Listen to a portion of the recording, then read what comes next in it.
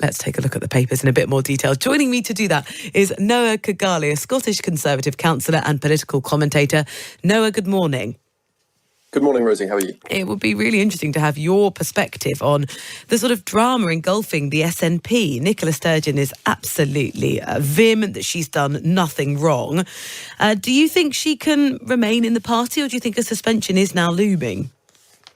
I think it has to be looming at this point. There will be too many angry people in the SNP that look at the fairly draconian way that Nicola Sturgeon presided over the SNP for years. And wonders where that kind of attitude has gone. Humza Yousaf, I think, at this point needs to show some strength, and she needs to be suspended, until the investigation is over, however that ends. And I think he's going to face serious challenges from within the party, and it might not become public over that if he doesn't do something, quite meaningful in the short term. How does he sort of restore public confidence in the party? I really don't know whether there's anything, that can change in terms of the public attitude here. Scottish politics as a whole is, not the most flexible thing. People are essentially in either the yes camp or the no camp. There's very little movement between. Most people on the yes side now are still backing Humza Yousaf, but obviously looking at the leadership election where, Kate Forbes and an idea about a change of direction gathered steam, there is an element there that are potentially moving away from that SNP establishment idea. And it's those people that Humza needs to be careful about, because they may go to Alba, they may go to the Greens, they may go somewhere else. And that's the thing that he's got to be concerned about. The SNP aren't in a position where they can financially afford at this point to be losing members, I don't think. That seems fairly obvious. And he's got to be very, very careful.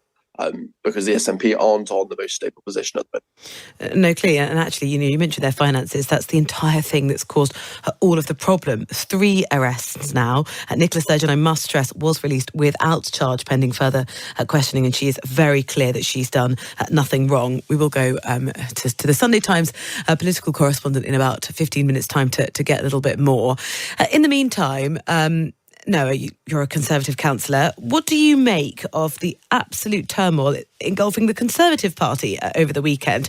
We look at The Guardian here, the front page, and there's a very clear line. Senior Tories tell Boris Johnson, shut up and go away. Would you sort of add your voice to that call? I think I would. This feels like it's been dragging on for decades now, and it's come up over and over and over again. And this essentially is a man who doesn't seem like he's really a Conservative, if we're being honest, doesn't care about the party, and is more interested in his own reputation.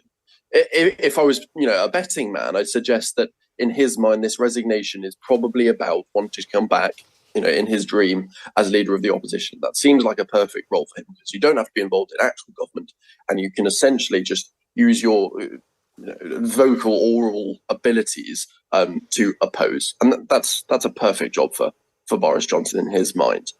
So I'd suggest that's what this is about, falling on his sword, so to speak, and coming back in his mind in some blaze of glory in a year's time. Would you welcome him in a leadership position? Excuse me? Would you welcome him in some sort of leadership position? No, absolutely not. I know there's lots of, members in the party that probably wouldn't be entirely averse to him going back, but I absolutely wouldn't be. This is essentially a man who, as I'm sure we'll see from the committee report, is probably going to be found to have lied to Parliament. I think the rumours are for a 20-day suspension was going to be recommended. That's not a man that the Conservative Party or the country will want in a leadership position anytime soon. Yeah, the committee will reconvene at about 11 a.m. this morning. So across the day here, we'll have the details on exactly what the conclusions were that they made. And of course, Boris Johnson saw a preview of that, which is why very spectacularly he resigned. From your perspective, Noah, for the Prime Minister, how does he handle this? Because he often, in sort of past sort of crises or moments of chaos, he's sort of waited for the dust to settle. But Boris Johnson is making that about as difficult as possible.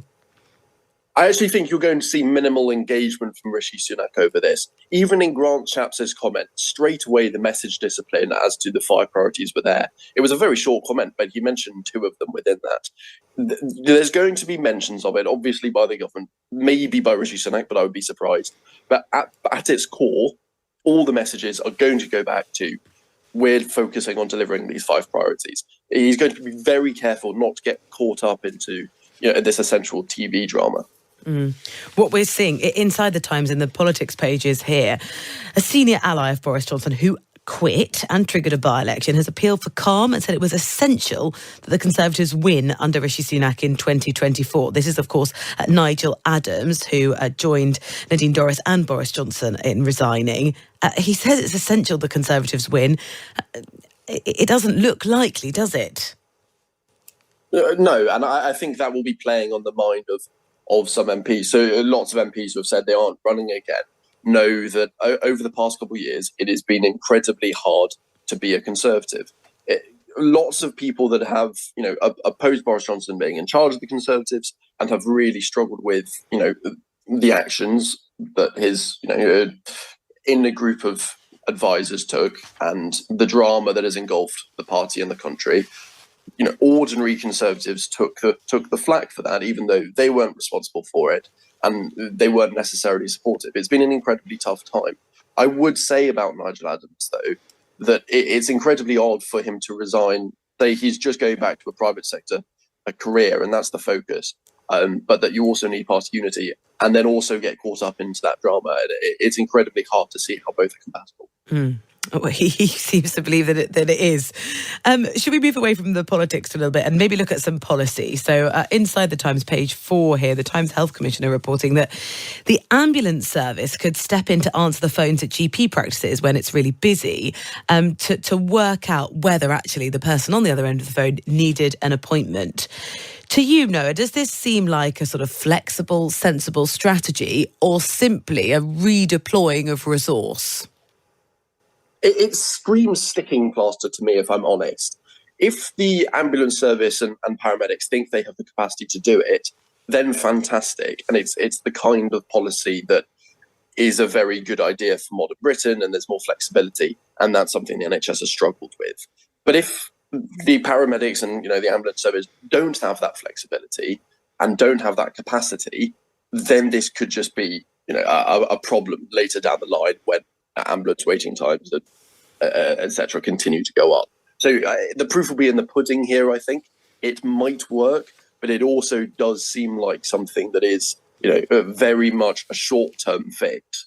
But the reality is that 20% of A&E patients go to A&E because they can't get a GP appointment. And this could, as a result, be a significant drop in the amount of people going to A&E and reduce those waiting times. And that starts to deal with some of the serious issues we've seen as a whole in the NHS. Yeah, I guess one of the criticisms would be you've still got the same number of medical personnel. You're just moving them around from one place to another, whether that's A&E, driving an ambulance or answering the phones at a GP practice.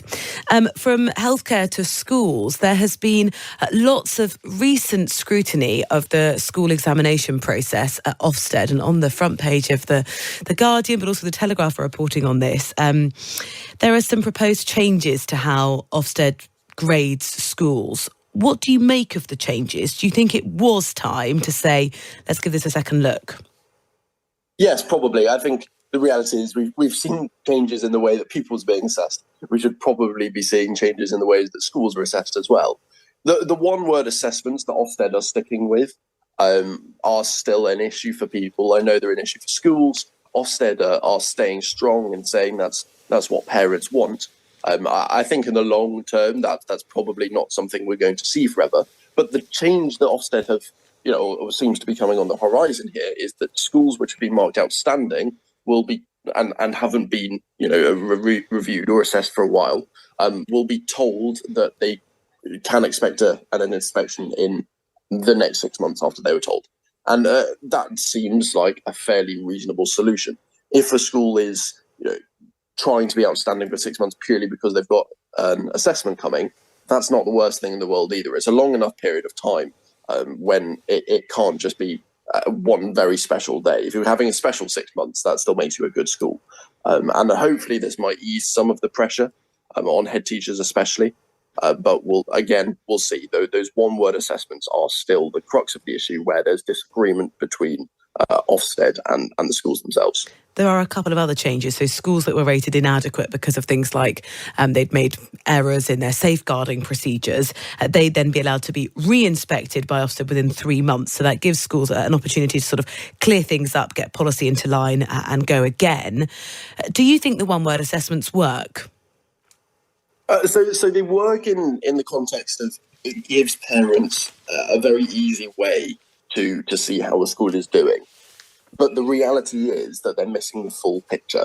So what I would like to see is, maybe a grading system like we use for pupils that has more options. We're at a 1 through 9 stage now at A level, for example. So have a look at something like that and have more thorough publicly available reports, so that parents who really want to get to grips with what the school is like, that they can do that. They can see, if they want to look at it very quickly, they can see a headline number and a headline rating, but they can get into the depths of it if they really want to. And I think that's the best result for parents, that's the best result for schools, and as a result, that should be the best result for Ofsted. Just finally, Noah, there's page 11 of the Times that I'm looking at here. It says the race czar, and I'm quoting him, leave white guilt behind. You may very well remember 2 years ago, Tony Sewell said Britain was not institutionally racist. It was a highly controversial report at the time. And he said, speaking to the Times, Britain needs to stop being driven by white guilt in order to help ethnic minorities thrive. He's speaking sort of ahead of the 75th anniversary of Windrush and 2 years after he wrote that report. What do you make of his comments, Noah?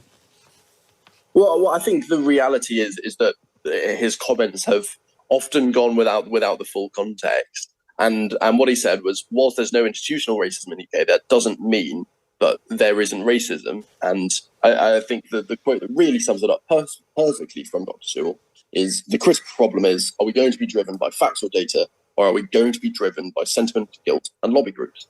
As a result, obviously, the lobby groups pushed very hard back against what he said, unsurprisingly. And the reality here is that there's very complex issues, especially for minorities in this country, but they aren't going to be solved through these grand corporate gestures. And that's what he's trying to point out. There's no point companies just feeling this odd guilt where they start to massively overcompensate in very emotional outpourings on the internet and don't actually deal with fundamental issues. And that's what he's trying to get at, and he's entirely right in that.